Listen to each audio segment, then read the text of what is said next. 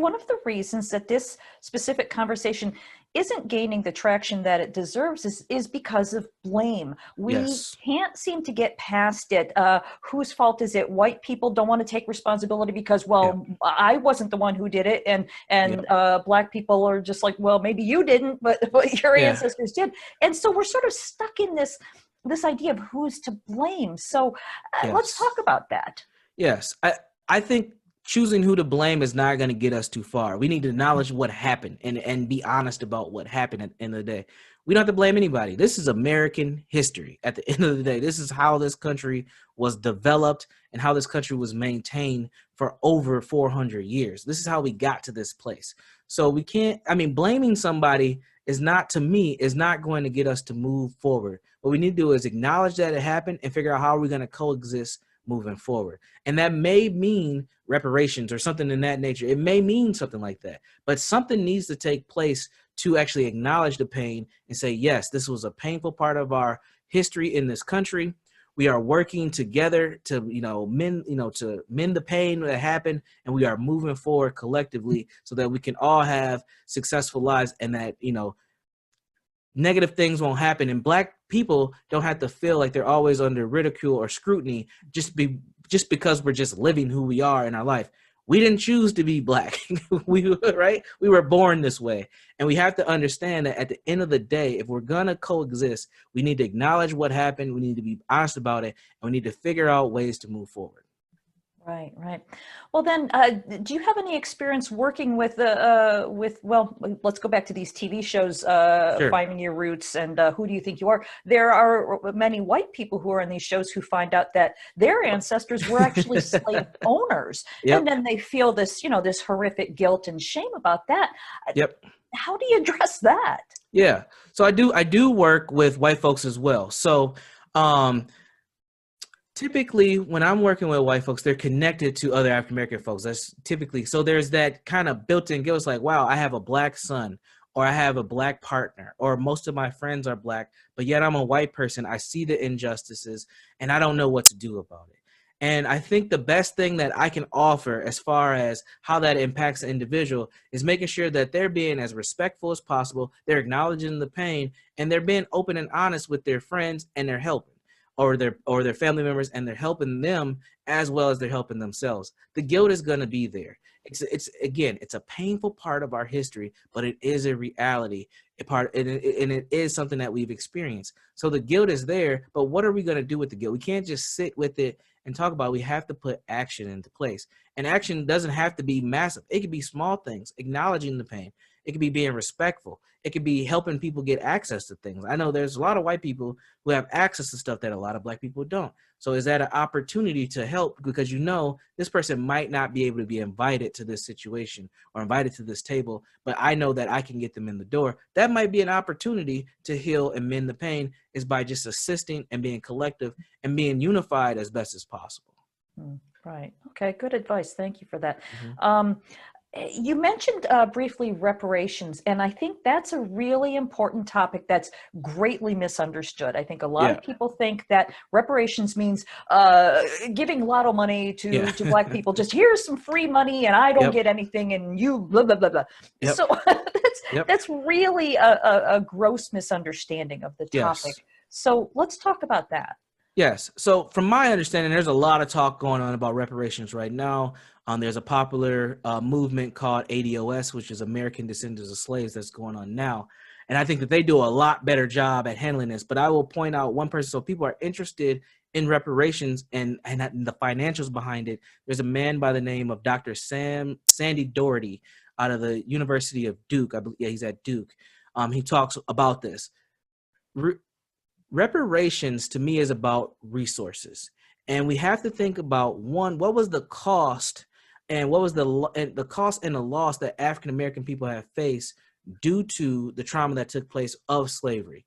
And I think that needs to be, one, again, acknowledged, and there needs to be honesty behind that acknowledgement, but then figuring out what is the most appropriate resources at this time to say, yes, this is what happened and this is how it has impacted these people, and now we need to help. And here is the help that we're offering. I've heard all different types of ideas: free college tuition, healthcare, like you said, just, cutting checks and everybody just gets paid. I don't know what it is, but it needs to be something. I do believe that there needs to be something that says, yes, we have systemically blocked out these groups of people for years from having the same access as others. We need to do something collectively.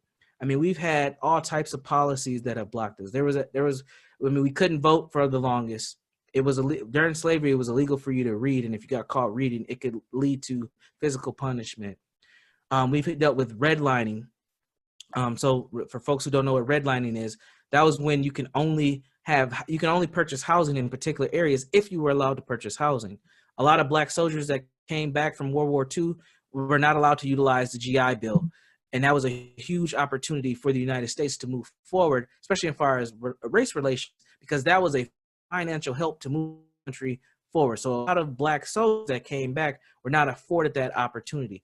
So those types of things are huge opportunities that we missed, and we need to figure out how do we replicate that now to help Black people move forward and help America get stronger. And there's a lot, like I said, there's a lot of conversations. I'm not an expert on reparations. I would point people to Dr. Sandy Darity at the end of the day. And I mean, he's awesome when it comes to reparations because he really lays it out. He's an economist. He really lays it out, and he lays out the dollars really well. Right. Okay. My view of it is we're just leveling the playing field so that we're all sort of starting from the same place, and that to me just seems only fair. Absolutely. One more thing to add to that: it's not about taking anything away from white people as well, because I know that comes up in the conversation is, well, you're going to give this to them and take it away from me. It's not about taking anything. It's about what you just said, leveling the playing field so we're all moving forward together. One of the things, unfortunately, in the United States that we deal with is this us versus them thing. And we're not thinking about collectively, how do we move forward as Americans? We're thinking about Black, white, Latina, X, Asian. We're just so race focused that we don't think nationality enough. Right. Wow. Okay, well, we've covered a lot of ground, but before we go any further in our conversation, I want to make sure that I mention your website. That is jegna.org. Yep, you got it right. Yeah, jegna.org. There you go. Great. So what can people find if they visit your site? Yep. So at jegna.org, you can find my contact information there. You can learn a little bit more about myself. I do have some courses that I'm doing as well. I have a self-mastery course on there. You can find I have a free 5-day course called Legacy of Trauma, where I actually go through this step by step, pretty much from a generational point, where I start at the transatlantic slave trade and I end to where we're at today, going over this experience and this history that African-American people have unfortunately dealt with, this American history that African-American people have dealt with. I also have an audiobook called Level Elite, which is a self-development audiobook. And pretty soon I'll have my book on there, Healing is a Journey, which is a book/workbook to help individuals who are dealing with a lot of trauma and a lot of stress reach of self-mastery and kind of get the ball rolling. So that'll be what you can find there. I also do trainings as well. You can find information about my trainings on my website also. All right. So Brandon, we're running low on time, but before we close, and as we've mentioned, this is an endlessly deep subject, but are you able to share with our viewers, beyond what you've already sort of talked about, any practical techniques for them to begin exploring this work for themselves? Absolutely. I think practically some of the best things you can do is get some reading material, or if you're not a reader, you can always check out things on YouTube. There's a lot of information about African-American history and American history that has impacted African-American folks out there. So equipping yourself with knowledge is a huge, huge piece. If you're interested particularly in how slavery has impacted Black people till today, Dr. Joy DeGruy's book is probably one of the premier ones to actually check out, and that's called Post-Traumatic Slave Syndrome. Outside of that, if you're interested in your own personal healing, a couple of things that I would encourage you to do is, one, seek out social and emotional intelligence.